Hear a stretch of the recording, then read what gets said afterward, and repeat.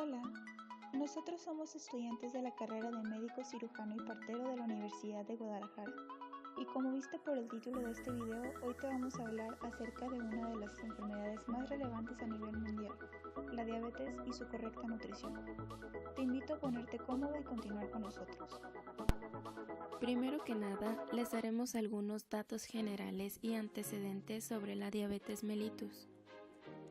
La diabetes mellitus, junto con la obesidad, es considerada uno de los mayores problemas a nivel mundial. Causa 3.7 millones de muertes, junto con glucemias elevadas, y 1.5 millones de muertes son provocadas solamente por la diabetes. En 2011, la prevalencia era de 366 millones de diabéticos en todo el mundo, cifra que en 2030 sobrepasará los 550 millones. Y si seguimos al paso que vamos, esa cifra será muchísimo mayor a 550 millones. En el antiguo Egipto, se describen síntomas que pueden corresponder a los actuales de la diabetes mellitus, esto en el papiro de Ebers. En el siglo I a.C., fue Arateus de Cadaponcia quien dio el nombre de diabetes a la enfermedad. Ahora, es importante resaltar que actualmente más de 1.000 millones de personas padecen sobrepeso en todo el mundo, y de esos 300 millones son obesos. México ocupa el primer lugar de obesidad en el mundo. ¿Pero por qué es importante resaltar la obesidad? Porque, como sabemos, el sobrepeso y la obesidad son factores importantísimos para desarrollar diabetes mellitus.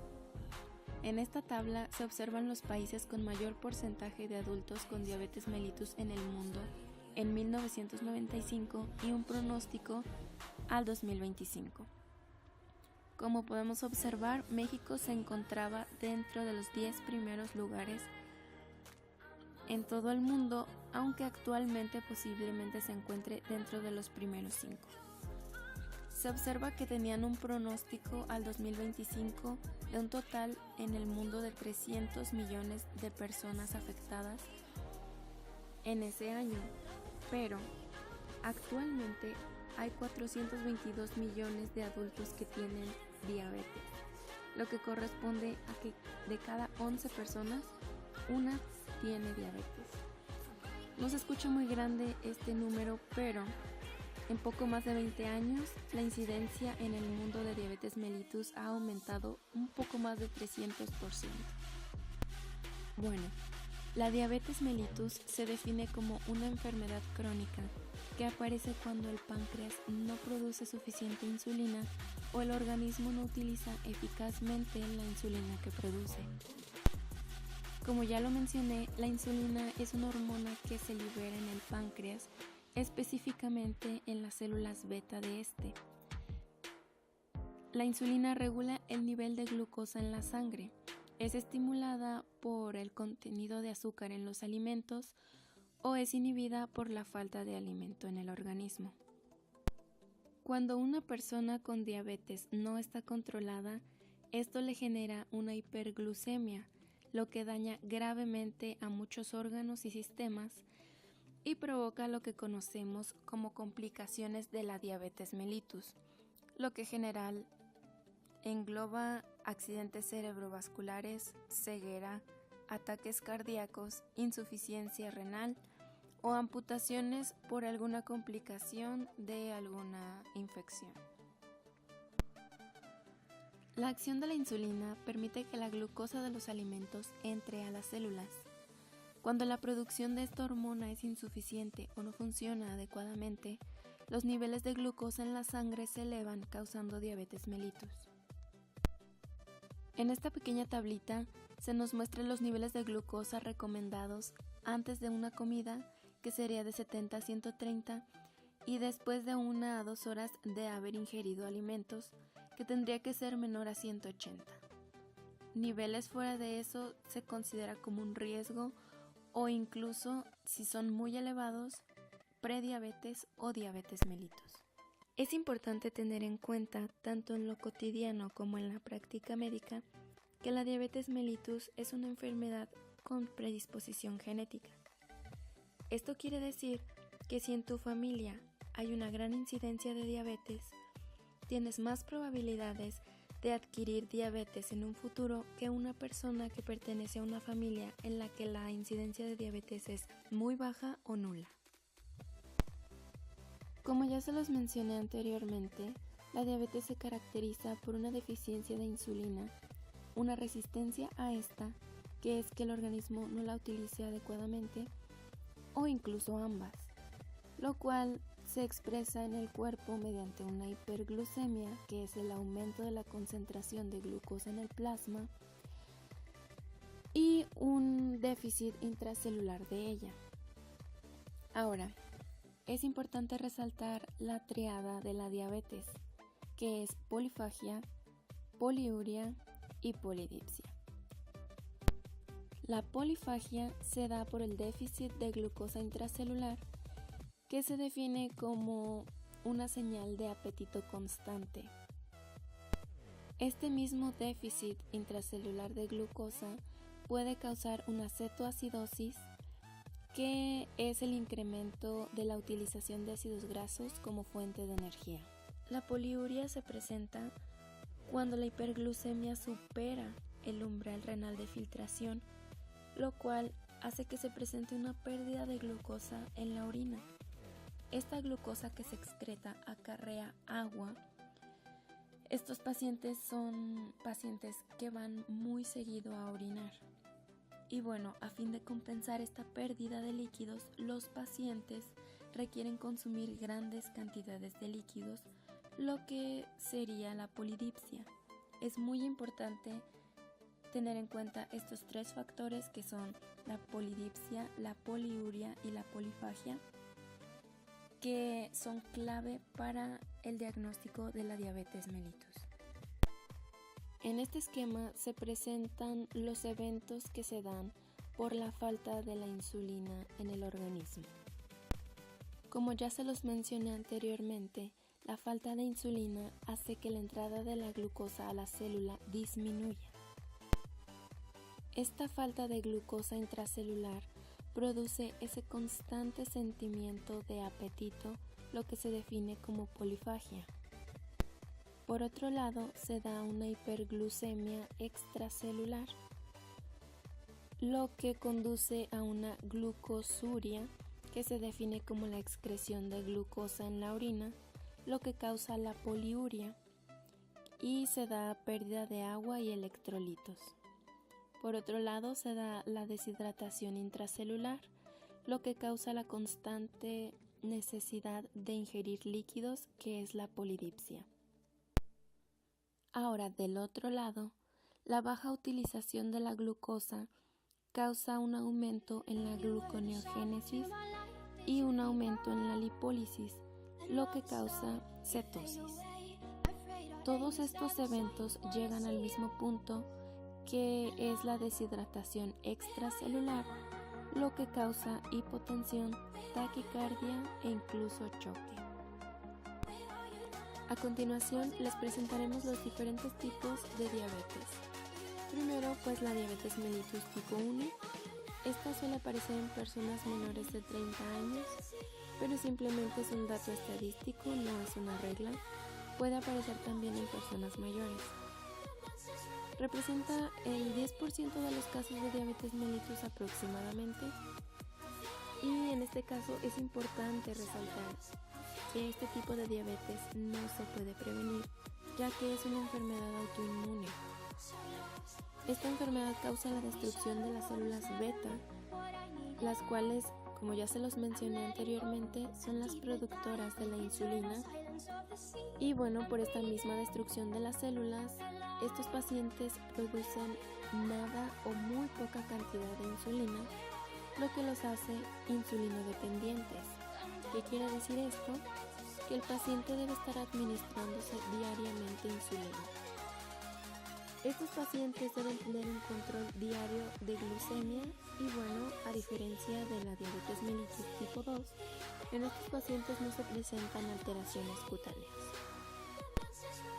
Y volviendo a la destrucción de las células, Los anticuerpos que participan en esta destrucción son principalmente los anticuerpos de las células de los islotes del páncreas, los anticuerpos contra la insulina y los anticuerpos a la descarboxilasa de ácido glutámico.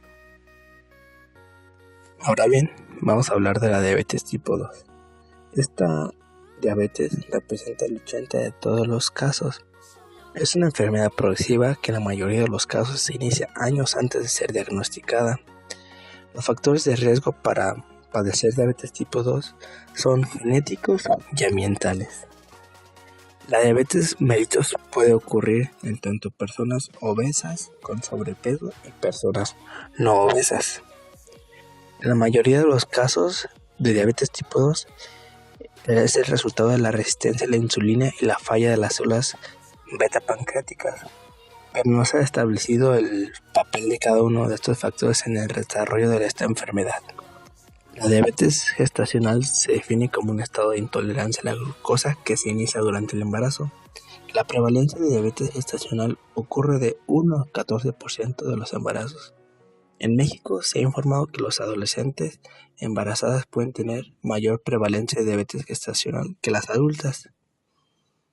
La diabetes gestacional se diagnostica en el segundo o tercer trimestre del embarazo y se desarrolla por la acción contrarregulada de las hormonas producidas por la placenta o por el aumento excesivo de peso. También existen diferentes causas que pueden llegar a producir diabetes, como es el caso de las enfermedades del páncreas exocrino, que en este caso existe un daño ocasionado en el páncreas por cualquier enfermedad, ya sea pancreatitis aguda, carcinoma pancreático, etc. Existe una causa de diabetes debida a los fármacos, como es el diazoxida, los corticoides en gran dosis y el Vacor, que es un raticida. Pero también no hay que dejar de lado lo genético, porque hay defectos genéticos en las células beta que no se caracterizan por una secreción de insulina ineficaz, sino por defectos en su acción, como es una mutación en el factor nuclear hepático. Y por último, las infecciones, como es el caso de los citomegalovirus y los adenovirus. Es muy importante tener bien establecidos los criterios de diagnóstico para la diabetes mellitus, porque en la mayoría de los casos la diabetes mellitus no se diagnostica a tiempo o se diagnostica muchísimo después que ya el paciente tiene la enfermedad. Uno de los primeros puntos de los criterios que vamos a abordar es la presencia de los síntomas de la diabetes, como es el caso de la poliuria, polidipsia, polifagia y pérdida inexplicable de peso, o una determinación causal de glucosa mayor a 200 mg por decilitro. Otro punto es la glucosa de ayuno mayor a 126 mg por decilitro. Vamos a definir el ayuno como el lapso de más de 8 horas sin ingerir alimento. Otro punto en la prueba es hacer una curva de tolerancia a la glucosa con una concentración de glucosa en plasma a las 2 horas mayor a 200 mg por decilitro. Y por último, en mujeres gestantes, la prueba de curva de tolerancia a la glucosa se debe realizar con una carga de 100 o 75 gramos de glucosa. En los puntos de cortisol en ayuno va a existir mayor o igual a 95 miligramos por decilitro. A la hora va a tener mayor o igual 180 miligramos por decilitro. A las 2 horas 155 miligramos por decilitro. Y a las 3 horas mayor o igual a 140 miligramos por decilitro. El diagnóstico de la diabetes gestacional se hace con 2 o más valores alterados. Es muy importante la detección.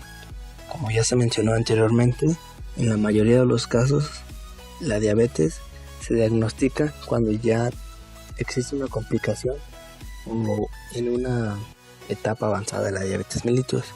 Por ello se necesita tener una buena detección temprana. La prueba de detección se debe realizar a todas las personas mayores a 45 años.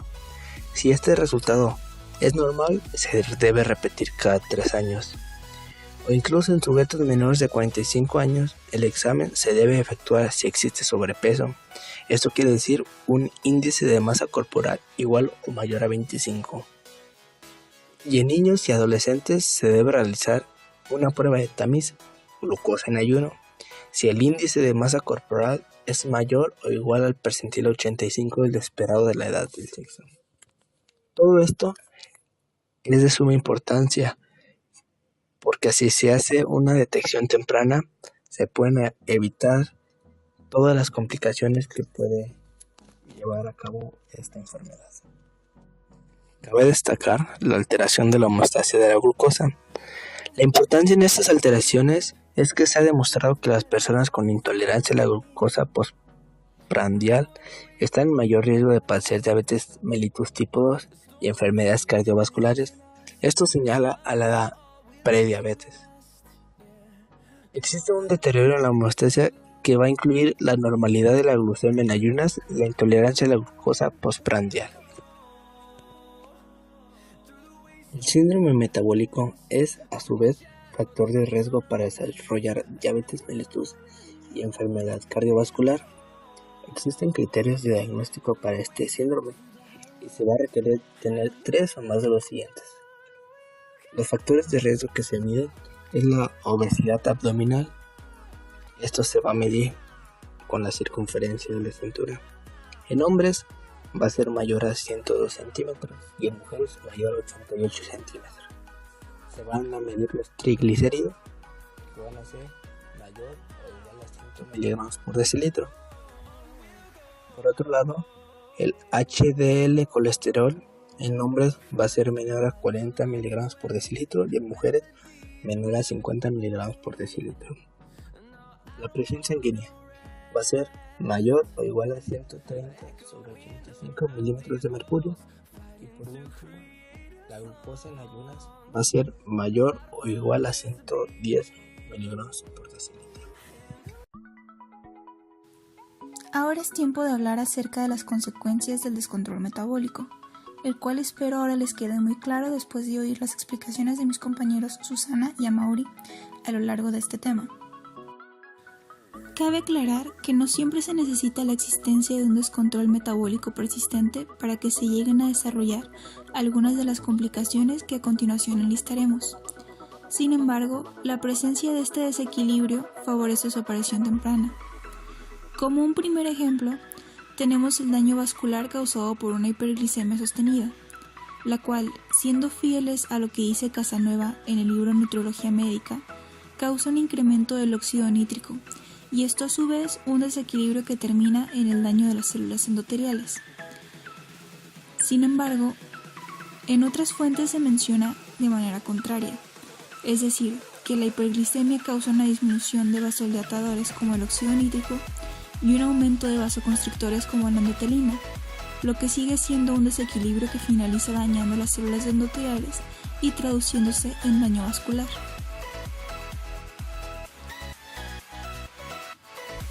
Además, tenemos aquí algunas de las principales consecuencias del descontrol metabólico, como lo es la micro y macroangiopatía, que son el daño a pequeños y gránulos sanguíneos, la neuropatía, daño a nervios periféricos, el síndrome del pie diabético, que probablemente más de una vez hemos visto imágenes o nos hemos encontrado con una persona que la haya padecido, la retinopatía y la ceguera, que cabe mencionar, sí, la diabetes es la principal causa de ceguera en nuestro país. Daño renal, que va sumado a una disminución de la eritropoyetina y que esto puede derivar en anemia.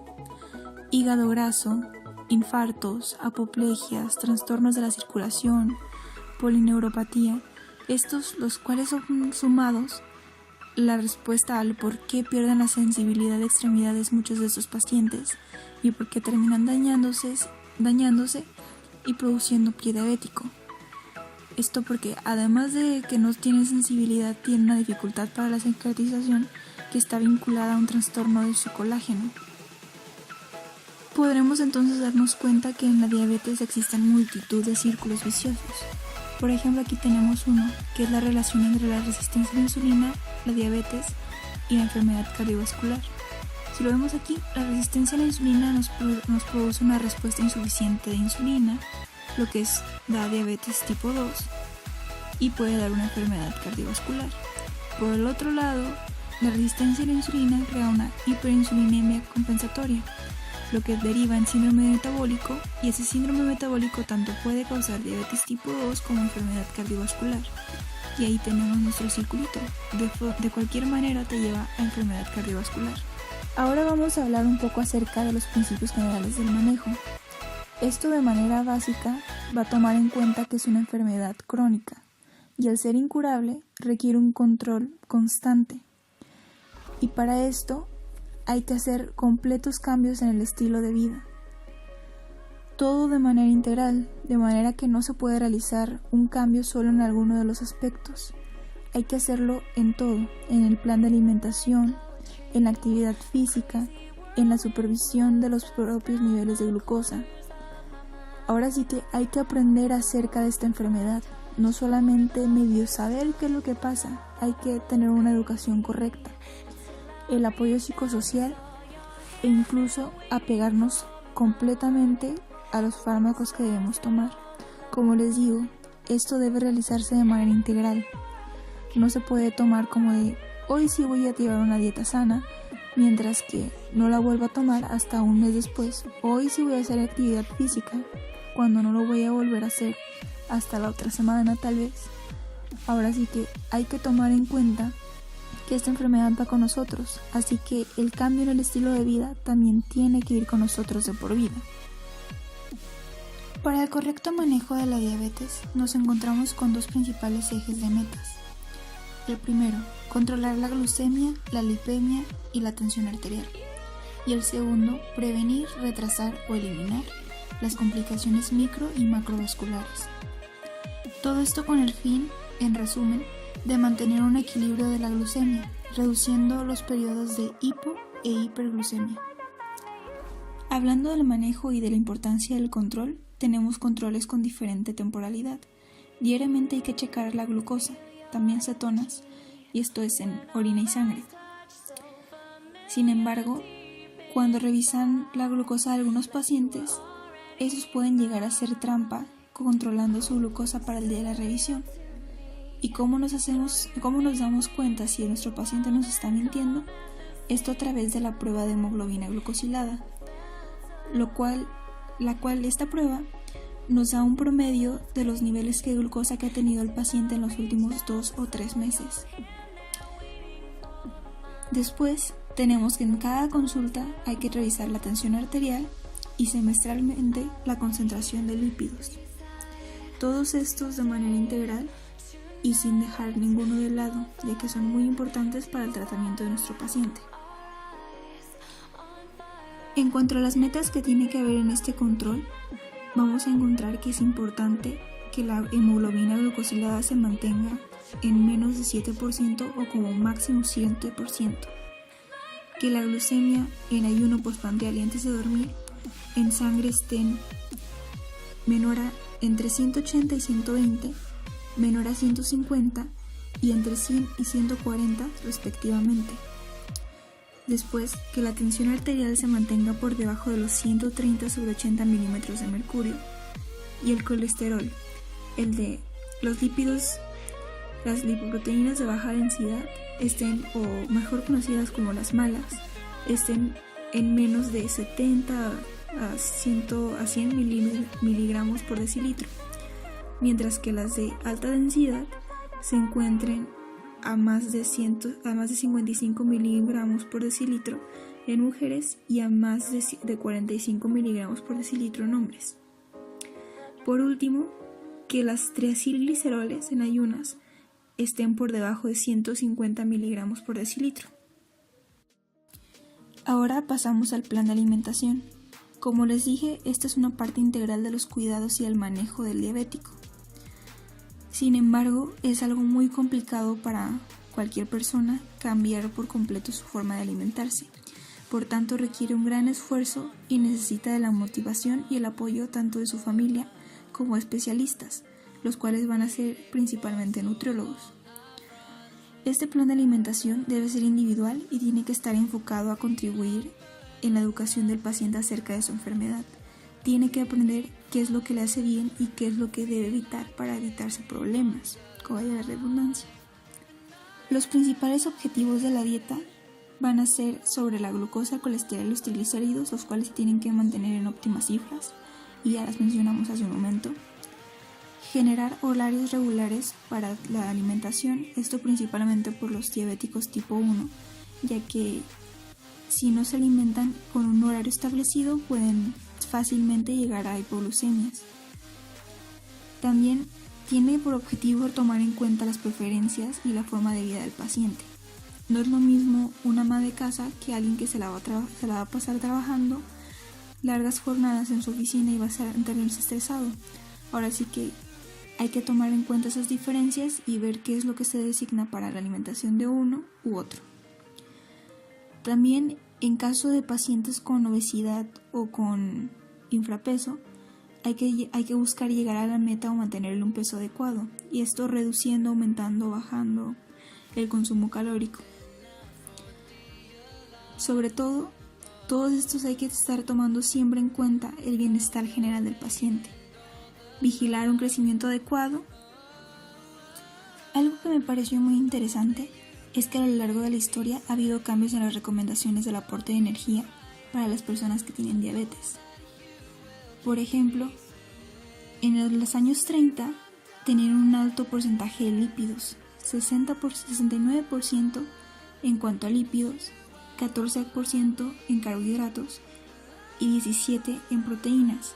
Después de eso, en el 55 vimos cómo aumentaron el porcentaje para carbohidratos, bajaron el de lípidos y aumentaron el de proteínas, situación que se repitió en el 70 y en el 90, siéndose así como en el 2004 ya estaba en 59% de carbohidratos, 27% de lípidos y 14% de proteínas. Este sí volvió a tener una tendencia a bajar.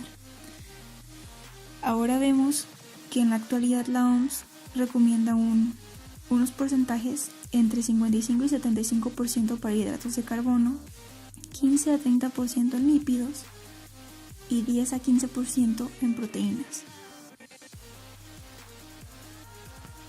Antes de empezar a hablar acerca de la importancia de los hidratos de carbono en la alimentación del diabético, hay dos conceptos que hay que tener muy en claro: el índice glucémico y la carga glucémica.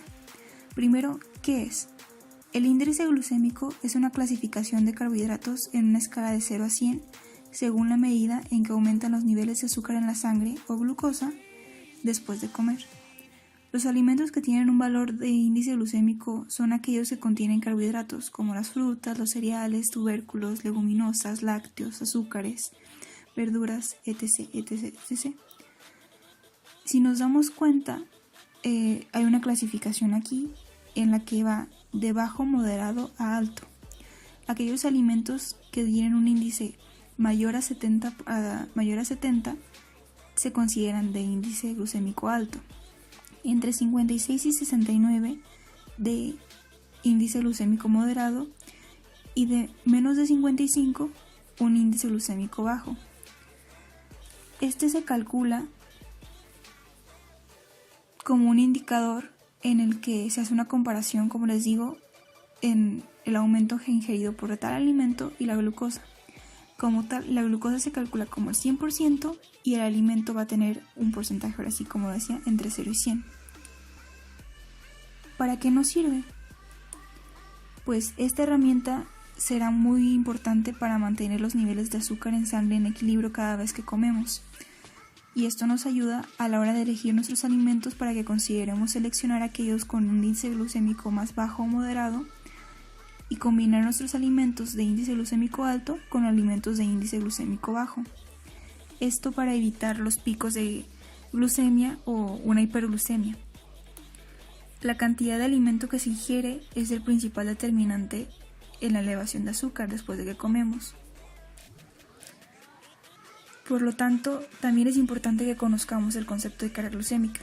Esta diferencia considera el índice glucémico de los alimentos y la cantidad ingerida para que se calcule de la siguiente manera. O sea, ahora sí que como lo vemos aquí en esta tablita, en este ejemplo vemos que un alimento, que creo que es un pan, que tiene 57 gramos de hidratos de carbono, y este pan tiene un índice glucémico de 70, nos va a dar, a la hora que lo dividamos entre 100, o sea, multiplicando 57 por 70 sobre 100, va a terminar teniendo un índice glucémico de 39.9 unidades, una carga glucémica de 39.9. Así nos vamos a dar cuenta que este alimento tiene una carga glucémica bastante alta. De hecho, para la carga glucémica no es la misma clasificación de alto, moderado o bajo que nos da el índice glucémico, sino que aquí, una vez que pasa de 20 unidades en carga glucémica, ya se le considera como algo con una carga glucémica muy alta. Ahora sí, ya que dominamos los conceptos anteriores, ahora obtenemos que en realidad la cantidad total de energía que venga por los hidratos de carbono es más importante que como tal el tipo que consumamos, si son estos de tipo almidón o si son azúcares directamente. Sin embargo, los hidratos de carbono simples no son recomendados más allá del 38% del total de carbohidratos consumidos en el día. En cuanto a las proteínas, no hay una gran restricción en cuanto a los diabéticos siempre y cuando esos sean personas bien controlados, ya que el consumo de proteínas no incrementa las concentraciones de glucosa en sangre como tal, y los aminoácidos no retardan la absorción de carbohidratos. Por tal, como a una persona normal se le recomienda un 15 a 20% del valor energético total de la dieta. Sin embargo, hay como lo dije, una restricción. Si el paciente no está bien controlado, en el diabético mellitus tipo 1, la degradación de las proteínas y su conversión posterior a glucosa dependerá del estado de la insulinización y del control glucémico. Y si no hay una correcta insulinización, va a haber una mayor gluconeogénesis. Prácticamente lo mismo que va a pasar en el diabético tipo 2 cuando no hay una correcta insulinización. En cuanto al consumo de lípidos, se recomienda que el consumo total de energía que provenga de grasas saturadas no rebase el 10% y que el colesterol total por día no sea mayor a 200 miligramos. Se sabe que las dietas bajas en estos apoyan a bajar los niveles de lípidos de baja densidad en sangre, los conocidos como malos, y más si eso se suma a una pérdida de peso, al menos reemplazando las grasas saturadas, o al menos reemplazando las grasas saturadas por hidratos de carbono o ácidos grasos mono o poliinsaturados. Ya saben, ácidos grasos trans, ácidas grasas saturadas, es igual a resistencia a la insulina y a aterogénicos. ¿Y qué es la aterogenicidad? Es la capacidad que tiene una sustancia de obstruir los vasos sanguíneos. Así que entre menos consumo tengamos de estas fuentes de grasa que son los ácidos grasos trans y las grasas saturadas, mejores posibilidades le damos a nuestras arterias. En cuanto a vitaminas y nutrimentos inorgánicos, o más coloquial, vitaminas y minerales, no se ha demostrado que realmente un diabético tenga una mayor necesidad de vitaminas o minerales, de forma que mientras que tenga una correcta alimentación, no es necesario que se suplemente con ningún multivitamínico ni nada de este estilo. En cuanto a fibra, tenemos que para que existan beneficios en la glucemia, en la concentración de insulina o en el perfil de lípidos, se necesitaría un consumo de 25 o 50 gramos por día. Sin embargo, un consumo tan alto tiene efectos secundarios desconocidos y además es algo muy complicado y hasta molesto para los pacientes, de manera que en realidad se les recomienda que se consuman solo entre 15 y 25 gramos al día. Ahora un tema interesante, los fitoesteroles. Ya saben, esas sustancias famosas por reducir los niveles de colesterol. Estos los podemos encontrar, por ejemplo, en la proteína de soya, que tiene un efecto hipoglucemiante moderado, y tiene una reducción del peso, una mejora en la hiperlipidemia y la hiperinsulinemia. Se han realizado estudios acerca de esto, sin embargo, aunque hay tentativas, hasta ahora son resultados inconcluyentes. De manera que no podemos ni tanto afirmar que es muy bueno consumirlos como que no tenga sentido. Ahora sí que quedarían al gusto de cada paciente. Casi acabando ahora hablando de los endulcorantes, tenemos que hay diferentes tipos. No podemos decirle al paciente que no los consuma, ya que son parte de su alimentación, pero sí podemos sugerirle una reducción del consumo. Tenemos la sacarosa, que es la azúcar normal, la fructosa, que se recomienda no llevarla a más allá del 15% de la dieta, ya que podría alterar el perfil de lípidos.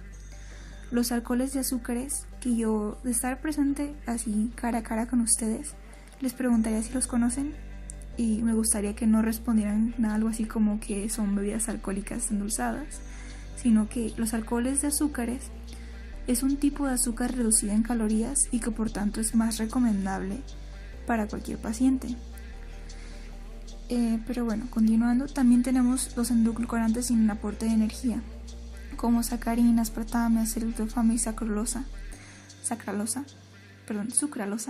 y estos que no tienen aporte energético se pueden utilizar, ya que como tal aún no se conocen efectos adversos muy negativos hacia el paciente, pero pues ahora sí que lo más recomendable es que el paciente disminuya su consumo de azúcares. No les podemos negar que los consumen, ya que al fin y al cabo, como lo dijimos al hablar de hidratos de carbono, lo importante es que el nivel total del aporte esté por, digamos, en el rango normal. Sin embargo, no está de más que lo disminuyan o al menos cambien por uno más sano. Por último, en cuanto al plan de alimentación, tenemos el alcohol. En pacientes no diabéticos podemos decir que el consumo de alcohol moderado es incluso benéfico. Sin embargo, en los pacientes diabéticos, si se consume por ejemplo en ayuno, este puede ocasionar una hipoglucemia, lo que es peligroso para el paciente que utiliza insulina exógena o medicamentos hipoglucemiantes. Y podemos ver que por un lado no es tan malo para el diabético, ya que esos 7 kilocalorías por gramo que vienen en el alcohol no pasan directo a ser glucosa y no pasan directamente a aumentar la glucemia, ya que es similar a los lípidos que bloquea la gluconogénesis. Sin embargo, como les digo, no es algo que debamos recomendar tanto a los pacientes, porque podría ser peligroso causando hipoglucemias. Ahora, por fin pasando a lo que es el estilo de vida, nos encontramos con el ejercicio. En términos generales, es recomendado ya que ayuda a mejorar la sensibilidad a la insulina, a reducir el riesgo cardiovascular, a controlar el peso y a mantener una mentalidad más sana. Y este se tiene que elegir según los intereses del paciente, la edad, la aptitud física y el estado general de salud. No es lo mismo aquello que le recomendarás a un joven que a un anciano, o lo que le recomendarás a una niña que lo que le recomendarás a un adulto obeso. Hay que tomar en cuenta esto y muy importante, los gustos del paciente. Si a este le gusta hacer cierto deporte, recomiéndale que lo practique más a menudo.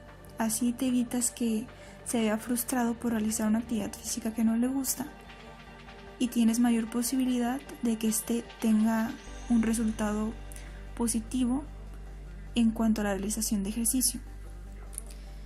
Aquí nos vamos a encontrar con dos gradientes.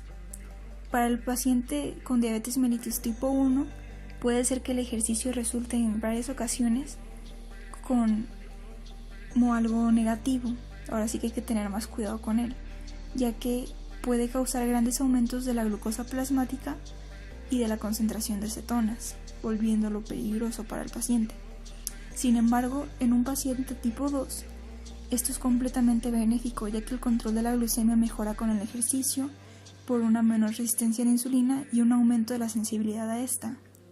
lo que se traduce como un mayor uso periférico. Además, tenemos que ver que el régimen de ejercicio con una intensidad de 50-80% del volumen de oxígeno máximo de 3 a 4 veces por semana entre media hora y una hora por sesión va a ser igual a una mejora de 10 a 20% de la hemoglobina glucosilada basal, lo que es completamente positivo y benéfico. Ahora sí que para un paciente con diabetes tipo 2 es óptimo que le recomendemos la práctica de ejercicio. Por último, en cuanto al estilo de vida, pero no menos importante, hay que tomar los factores psicológicos, ya que esta enfermedad tiene una influencia muy grave sobre la condición psicosocial del paciente y de su familia. Por tanto, hay que darles la mayor información y la mejor educación para que tengan autocuidado, ya que las actitudes y creencias pueden a veces traducirse en una mejor o menor adherencia terapéutica. Por ejemplo, nunca van a faltar los pacientes que tengan miedo a la insulina y creen una resistencia, entre comillas, psicológica a la insulina, ya que no se la apliquen. Por tanto, y por muchas cosas así como de que se ven afectados por la presión de la enfermedad y por el no poder, según ellos, llevar una vida normal, hay que darles un apoyo por parte de todos los que están a su alrededor, sea su familia, sean sus profesionales de la salud, de manera que les demos apoyo en todo lo psicosocial o incluso con el uso de antidepresivos para diabéticos descontrolados. Bueno, y para continuar con la presentación, ahora hablaremos un poco sobre el manejo farmacológico. La primera línea de manejo del paciente con diabetes mellitus tipo 2 debe basarse en un plan alimentario y un programa de ejercicio. Como se observa en esta figura, solo se debe recurrir al manejo farmacológico cuando este esquema fracasa. El uso de hipoglucemiantes orales para reducir la glucemia solos o ya sea combinados proporciona numerosas opciones para lograr la euglucemia en personas con diabetes tipo 2. Si no se alcanza el control glucémico con el plan de alimentación y el estilo de vida y además los hipoglucemiantes, se requiere del uso de insulina, sola o combinada con un hipoglucemiante oral, como es lo más común. La transición a insulina a menudo se inicia con la aplicación de insulina de acción prolongada antes de que el paciente se acueste para controlar la glucemia en ayuno y los hipoglucemiantes orales. Pero bueno, hablaremos de esto más adelante. Y bueno, ¿qué es la insulina? La insulina es una hormona producida y liberada por el páncreas en las células beta. La función principal de la insulina es mantener los niveles de glucosa en sangre en rangos normales, favoreciendo la entrada de la glucosa a las células y su almacenamiento en músculos y tejido adiposo graso, así como inhibir la producción de glucosa en hígado, entre otras cosas, pero nos vamos a basar en esta definición para las siguientes explicaciones. El tratamiento de insulina generalmente se inicia con una aplicación de insulina por la noche para así poder controlar la glucemia en ayunas y combinarlo con un hipoglucemiante por la mañana para manejar la glucemia durante el día. Este es como la combinación más común que se utiliza hoy en día. Pero pues a continuación hablaré sobre otros tipos de combinaciones. Bueno, en la siguiente tabla se presentan algunas características de los principales hipoglucemiantes. En primer lugar, pues tenemos aquí las secretagogos de insulina, que en ejemplos pues nos presentan las sulfonilureas de primera y segunda generación. Si podemos recordar un poco, en las diapositivas anteriores se mencionaban las sulfonilureas como el principal hipoglucemiante que se utilizaba con los pacientes no obesos. ¿Esto por qué? Si podemos ubicar en la tabla, una de las desventajas de este hipoglucemiante pues es la ganancia de peso.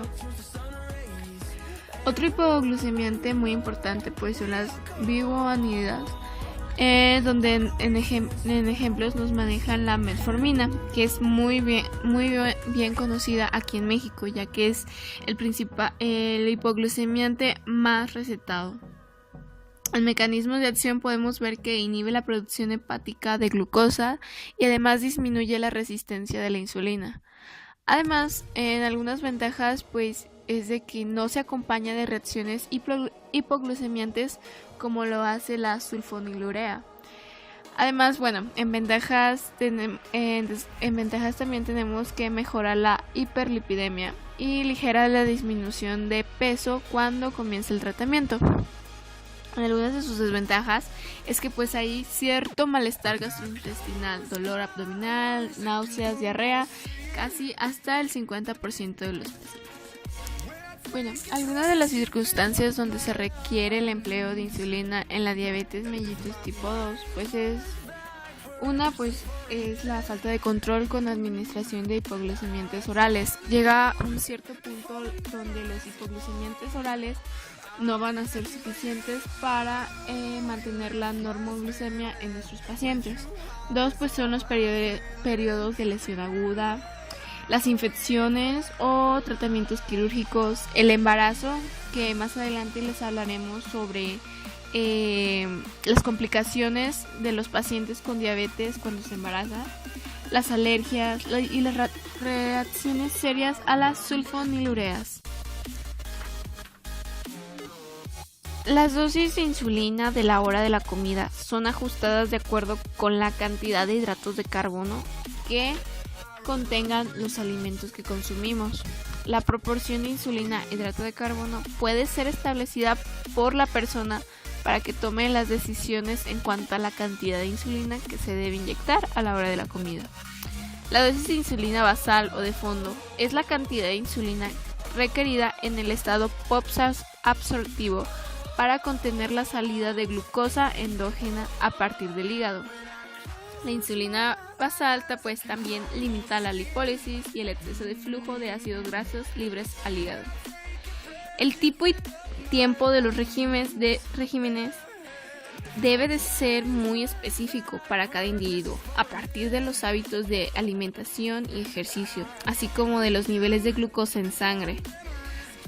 Un ejemplo es que para una persona con peso normal que tiene diabetes mellitus tipo 1, la dosis requerida de insulina es de aproximadamente de 0.5 a 1 unidad por kilogramo de peso al día.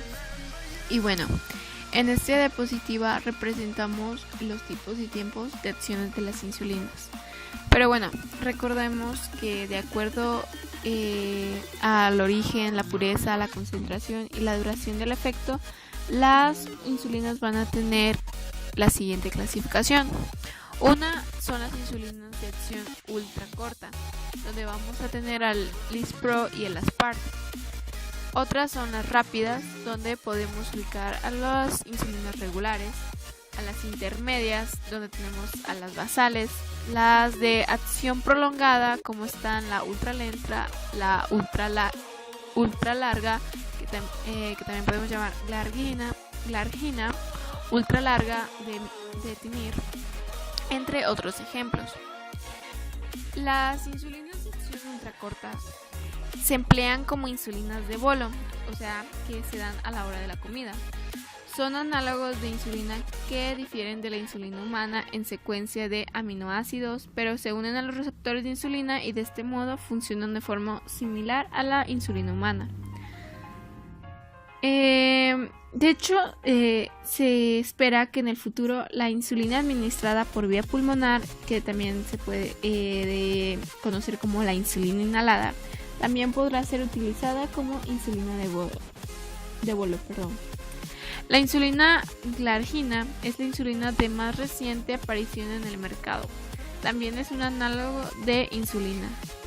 Y aquí tenemos una imagen con los perfiles de actividad de los distintos tipos de insulina y sus picos de acción. Aquí podemos ubicar que la insulina de Temir y glargina, que son insulinas de ultralargas o de tipo de acción prolongadas, no tienen un pico de acción y tienen un rango de duración de hasta 24 horas o incluso hasta 30, como podemos ver en la glargina. Muchos médicos las recetan ya que representan una nueva opción para la terapéutica para el tratamiento de diabéticos, ya que estos nos proporcionan una insulina basal que dure por mucho más tiempo y así es un poco más práctica a la hora de administrarla. Y bueno, aquí plasmamos algunas estrategias ideales como hace algunas diapositivas presentamos, que son como las más utilizadas hoy en día. Una pues es dar una insulina de acción breve, una insulina regular o de acción rápida y combinarla con una insulina basal 2 veces al día. Todo esto pues para mantener controlado a nuestro paciente. Otra opción pues es dar una insulina glargina, que es prolongada, que no se mezcla con nada y generalmente se aplica antes de acostarse. Como había mencionado en la diapositiva anterior, pues este tiene una duración mayor y además de que no tiene ningún pico de acción. Otra es la insulina basal 2 veces al día. Estas sobre todo se recomienda en personas con diabetes tipo 2 que aún no producen insulina endógena. La bomba de insulina. ¿Qué es la bomba de insulina? Pues bueno, es un pequeño tubo llamado canácula que es insertado bajo la piel para entregar la insulina a nuestro organismo. Este tubo es muy flexible y administra la insulina desde el reservorio de la bomba hasta el equipo de infusión. La bomba administra precisas cantidades de insulina desde su reservorio en distintas horas del día. Esto en verdad representa una gran ventaja para todos los pacientes que necesitan de administrarse más de 2 o 3 veces insulina al día. Yo hice un poco de investigación y la verdad que la bomba de insulina pues es un artefacto con muchas ventajas, pero no es tan accesible, bueno, no por lo menos aquí en nuestro país. Investigué un poco los precios y la bomba de insulina viene costando a un alrededor de 40,000, 50,000 pesos. Además de que pues los servicios públicos aún no lo ofrecen. Continuando con los temas, ahora les hablaré un poco sobre los criterios de manejo en los diferentes grupos. ¿A qué me refiero con esto?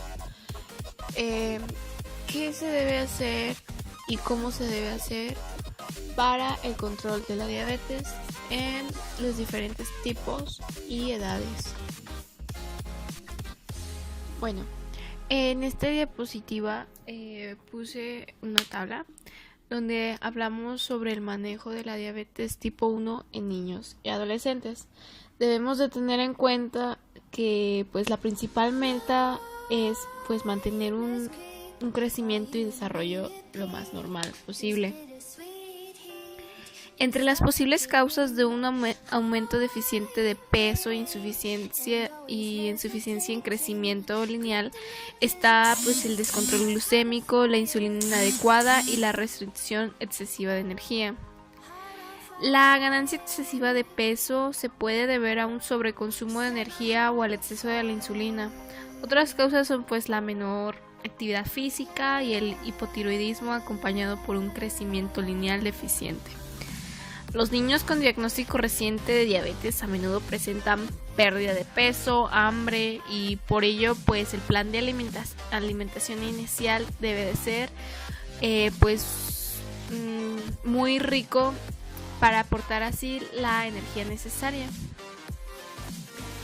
Bueno, con la tabla se manejan en diferentes edades, viene de 0 a 12 meses, de 13 meses a 36 meses, de 3 a 7 años, de 8 a 11 años, de 12 a 15 años y de 16 a 19 años.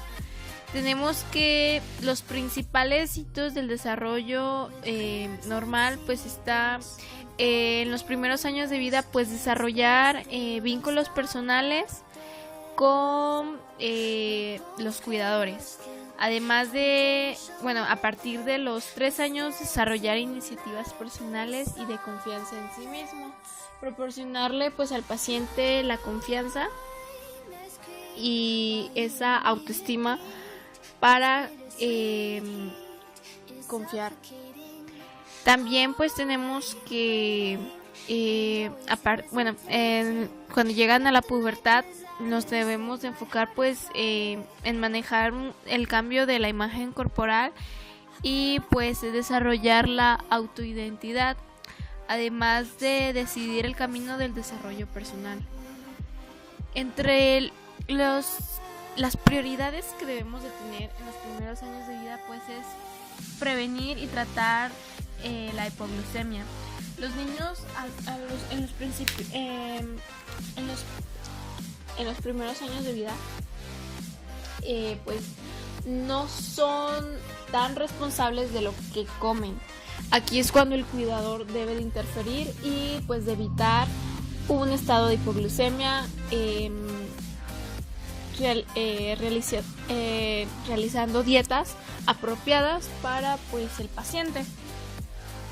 Después, conforme va creciendo nuestro paciente, pues está aquí que de acuerdo a la autonomía que ha desarrollado nuestro paciente, él tenga esa libertad, pero también esa responsabilidad de desarrollar pues unos regímenes flexibles con sus dietas, pero también responsables de lo que comen y así evitar la hipoglucemia, manejar su peso y su imagen corporal.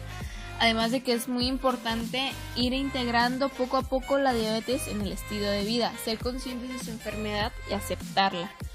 Y en recomendaciones a los familiares, si podemos analizar un poco la tabla, podemos localizar que en todas las edades viene el consejo de prevenir el síndrome de agotamiento del cuidador. ¿A qué se refiere este síndrome? Es cuando el cuidador, el encargado del paciente, o en este caso el familiar, llega a un punto donde está agotado tanto psicológicamente como físicamente al cuidar al paciente. Y esto puede llegar a un desequilibrio psicológico importante y pues un abandono de actividad sobre el cuidado del paciente. Entonces se recomienda prevenir esto yendo a consulta psicológica, además de pues tomarse un tiempo para sí mismos y entre otras recomendaciones que podrán identificar y leer si ustedes gustan en un link que les vamos a poner aquí abajo para que puedan leer las recomendaciones. Los criterios en los niños. Aquí nos aconsejan principalmente tener planes individualizados de alimentos y comidas con los regímenes de insulina basal de fondo y pues la de bolo a la hora de la comida. Pues también está pues tener dietas con 3 comidas y de 2 a 3 refrigerios. Los refrigerios nos ayudarán a mantener una normoglucemia o evitar la hipoglucemia entre las comidas. Aparte de combinar esta dieta y estos planes con un estilo de vida saludable, ¿a qué nos referimos con esto? Pues obviamente incluir en nuestro estilo de vida pues el ejercicio y acostumbrar a los niños desde pequeños a ver estas actividades como algo fundamental en su vida. Además de que pues se recomienda evaluar el peso y la estatura cada 3 a 6 meses para así monitorear el crecimiento y desarrollo normal del paciente. En adolescente, se recomienda también llevar la combinación de una dieta saludable con los niveles calóricos necesarios para la edad, además de combinarlos con estilos de vida saludable como el ejercicio y pues obviamente un monitoreo de la glucemia, yendo a consulta médica y pues estar checando el crecimiento. Pero aquí tenemos ciertas recomendaciones especiales. Una pues es estar checando las concentraciones de lípidos regularmente. Se deben de seguir los lineamientos del tratamiento del Programa Nacional de Educación en Colesterol para niños y adolescentes. Además de que se recomiendan planes de comida más flexibles, ya que, en la adolescencia se manejan diferentes tiempos y no siempre los adultos van a poder estar con ellos, y aquí los adolescentes son más conscientes de lo que comen, entonces pueden llegar a ser un poco más autoritarios con lo que ellos quieren, y pues por eso tienen que ser más flexibles. Y también pues lo que ya les había comentado, llevar un registro de glucosa. Y la diabetes tipo 2 en los jóvenes y niños. La obesidad en la infancia ha estado acompañada por un incremento de la prevalencia de diabetes tipo 2 entre los niños y adolescentes. Los daños de la tolerancia a la glucosa han mostrado ser muy frecuentes en jóvenes obesos, sin importar su grupo étnico, y están asociadas a la resistencia a la insulina. Debemos de tener en cuenta que una vez se desarrolla la diabetes tipo 2, la falla de las células beta se constituye también en un factor. Así, la diabetes tipo 2 en jóvenes parece seguir un patrón progresivo similar a los de la diabetes tipo 2 en adultos. Y aquí tenemos una tablita que nos habla sobre la frecuencia de factores de riesgo en adolescentes según el tipo de diabetes. Podemos decir que el riesgo de la historia familiar tiene una prevalencia muy baja en la diabetes tipo 1. En cambio, en la diabetes tipo 2 es algo alta, del 45 al 80%. También tenemos que el sobrepeso, el factor del sobrepeso en la prevalencia de la diabetes tipo 2 es bastante alta, con un 85%. Mientras que la diabetes tipo 1 es algo baja, con un 24%.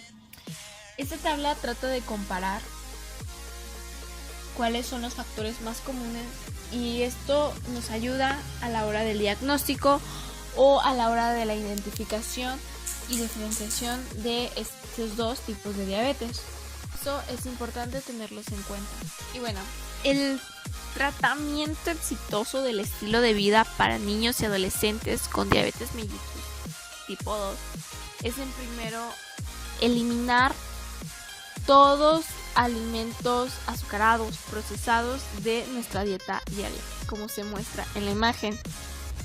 Grasas, azúcares, harinas refinadas, todo eso eliminarlo y cambiarlo por una dieta variada y saludable. Se recomienda ir con un nutriólogo para que, de acuerdo a tu peso, estatura y tu situación, él pueda idear una dieta adecuada. Además de incluir el ejercicio a tu vida, y aquí es importante que tanto tú como tu familia lo incluyan. Además de el tratamiento con varios hipoglucemiantes, como se muestra en la imagen, metformina, y combinarlos tal vez de acuerdo a tu situación con la insulina. Además de un monitoreo y un real cuidado del peso, para así evitar otras complicaciones. Y una de las cosas más importantes, pues obviamente el estar yendo y checándote con tu médico, además de tú estar teniendo la glucemia, para así llevar un control adecuado. Diabetes persistente y embarazo. La consulta médica antes de la concepción y la habilidad para lograr concentraciones de glucemia cercanas a lo normal antes del embarazo han mostrado ser efectivas para así reducir la incidencia de anormalidades en niños de mujeres con diabetes persistente a casi el nivel de la que se presenta entre la población general. Esto, sería lo óptimo, ¿verdad? Aquí se presenta una tablita que nos habla sobre que existen 6 clases de alteración las cuales se asocian con diferentes grados de mortalidad fetal cuando existe descontrol metabólico en diabetes mellitus tipo 1. La clase A nos habla sobre una diabetes química que tiene una supervivencia fetal del 100%. La clase B nos habla sobre una diabetes desarrollada en la vida adulta después de los 20 años de edad, con una duración menor a los 10 años y sin daño vascular. Aquí se habla de una supervivencia fetal del 67%. En la clase C hablamos de una diabetes desarrollada entre los 10 y 19 años de edad, con una duración de 10 a 19 años y sin daño vascular. Aquí se habla de un 48% de supervivencia fetal. En la clase D tenemos diabetes desarrollada antes de los 10 años de edad, con una duración mayor a 10 años y con daño vascular, ya sea retinopatía benigna, hipertensión, calcificación de venas en las piernas, entre otras cosas. La supervivencia fetal aquí es del 32%. En la clase E, la calcificación de arterias pélvicas, que nos da una supervivencia fetal del 13%. Y finalmente, en la clasificación F existe neuropatía, que nos habla sobre una supervivencia casi nula, sobre el 3%. Las principales complicaciones durante el primer trimestre de embarazo en la diabetes tipo 1 hablan sobre abortos espontáneos, malformaciones, cetoacidosis e hipoglucemia, hipertensión aguda, hipertrofia fetal y parto pretérmino. Además de que nos habla que el recién nacido podría presentar un bajo peso al nacer, síndrome de dificultad respiratoria, hipoglucemia, ictericia e hipocalcemia, entre, claro, más cosas. Y bueno, en las recomendaciones, pues claro, está una ganancia de peso monitoreada, estar checando el peso que va en aumento y verificar que pues todo vaya bien. A la actividad física es muy recomendable, ya sean ejercicios o actividades bastante sencillas, pero que ayuden a controlar la glucemia. Una prueba de cetonas antes del desayuno, fundamental. Una dieta monitoreada, fundamentalmente sobre vitaminas, consumo energético y nutrimentos inorgánicos, además de llegar a un registro de la glucemia. Y pues generalmente, pues en resumen, visitas regulares con el médico. Y bueno, la diabetes gestacional. Este tipo de diabetes se define como cualquier grado de intolerancia a la glucosa con inicio o detección durante el embarazo. En México se calcula que cerca del 15% de las gestantes desarrollan diabetes mellitus gestacional. Asimismo, se han informado que las adolescentes embarazadas pueden tener una mayor prevalencia en este tipo de diabetes que las adultas. En este tipo de diabetes, la meta del tratamiento nutricio es proveer suficiente energía para la ganancia de peso gestacional, el logro y el mantenimiento de la normoglucemia y la ausencia de cetonas. El monitoreo de glucosa en sangre, cetonas en orina y sangre apelilo y ganancia de peso ayudan a desarrollar un plan de alimentación. El plan de alimentación involucra el desarrollo de un plan consciente de alimentos controlados en hidratos de carbono. Por lo general, entre el 40 y 45% del consumo total de energía es a partir de hidratos de carbono, los cuales son distribuidos durante el día en 3 comidas, pequeñas o moderadas, y de 1 o 4 refrigerios. Y finalmente, la diabetes en ancianos. La aparición de diabetes o intolerancia a la glucosa se incrementa de manera espectacular al envejecer. ¿Por qué creen que pasa esto? Pues bueno, el libro propone ciertas explicaciones. Una de ellas es que cuando envejecemos hay una disminución en la producción de insulina. Además, hay un incremento de resistencia a esta también. Hay adiposidad, hay menos actividad física por obvias razones. Hay prescripciones de múltiples medicamentos y enfermedades contaminantes. Además de que existe esta condición que se llama la obesidad abdominal, de las cuales ya nos han hablado nuestros compañeros. Y pues, ¿qué se recomienda? Pues básicamente se recomienda lo mismo que en todos los demás grupos. Uno es hacer estilos de vida o llevar a cabo más bien estilos de vida saludables. Uno, pues claro está, la actividad física y ejercitación. 2 es llevar una buena dieta que te proporcione todas esas calorías y energía que necesitas y que también te ayude a tener una normoglucemia. Además de que un constante monitoreo por parte de las personas del personal de salud.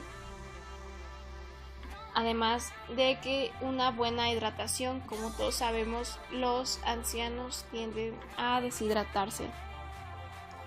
Un dato curioso aquí es que la mayoría de nuestros pacientes ancianos no van a sufrir de obesidad y no va a ser un factor en la mayoría de los casos, como en otras edades, que intervenga para que tú desarrolles diabetes mellitus.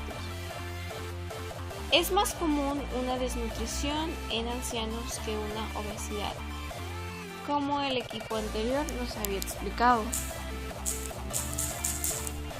Y bueno, finalmente la prevención. El desarrollo de diabetes mellitus tipo 2 está muy relacionado con factores de estilo de vida, como hemos estado mencionando en toda la presentación. Por eso se sugiere que pueda ser una enfermedad prevenible. De esto existen pruebas sólidas que, a partir de estudios tanto observacionales como de intervención, señalan que la actividad física durante 30 minutos o más cada día, la pérdida de peso, el consumo de granos enteros y fibra y pues claro, no fumar, como los factores que podrían retrasar o prevenir este tipo de diabetes. Asimismo, como el uso de ciertos medicamentos como la metformina, el ramipril, pueden disminuir un 30% el riesgo de desarrollo de diabetes mellitus en sujetos con riesgo. En general, en esta imagen resumimos todo lo que mencionamos desde un comienzo. La prevención de diabetes viene de un estilo de vida saludable, una dieta adecuada, el ejercicio necesario para tu edad y adecuado para tu salud, y pues claro está, ir a consulta, a platicar, a comentar tus dudas y sobre todo a llevar un control. Que tú tengas antecedentes no determina al 100% que tú vayas a estar enfermo, no si lo previenes adecuadamente. Entonces hoy los invitamos a todos a ir con su médico, medirse, pesarse y comentar todas sus dudas.